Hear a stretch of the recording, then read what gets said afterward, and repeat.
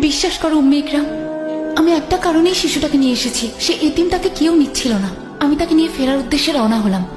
তাকে আমার বুকে ধরে রেখেছিলাম। হঠাৎ দেখি সে আমার দুধ পান করছে, তার পূর্ণ পরিচিপ্তি নিয়ে। তারপর আমার বাচ্চা পান করলো, যতক্ষণ না সে পরিচিপ্ত হলো।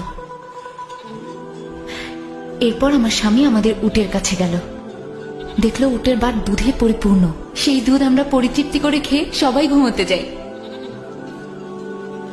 আমার বিশ্বাস তুমি বরকতময় একটা শিশু আমার ঘরে এনেছো হালিমা। তোমার কি মনে আছে হারিস, আমরা যখন মোহাম্মদকে নিয়ে ফিরছিলাম, আমি আমার দুর্বল বৃদ্ধ উট চালিয়ে আসছিলাম, তখন উটের গতি যেন আগের চাইতে অনেক গুণ বেড়ে গেল। কিন্তু যখন মক্কার উদ্দেশ্যে যাচ্ছিলাম, তখন এই উটটাই চলতেই পারছিল না। আমার বান্ধবীরা জিজ্ঞাসা করলো, এটা কি সেই উট? আমি বললাম হ্যাঁ। তারা বলল আশ্চর্যজনক। দুধটুকু খেয়ে নাও হালিমা, আপনিও নিন উম্মে ইকরাম। তারপর শুনুন, আমরা আমাদের সাত ভূমিতে আমাদের বাড়িতে আসলাম। এই ভূমিটা তো কিছুদিন আগেও আমার দেখা সবচাইতে অনুর্বর ভূমি ছিল উম্মে ইকরাম।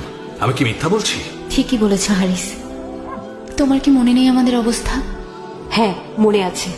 আমরা যখন আব্দুল্লাহর পুত্র মোহাম্মদকে নিয়ে এখানে ফিরে এলাম, আমাদের সবকিছু কিভাবে যেন পাল্টে যেতে শুরু করলো।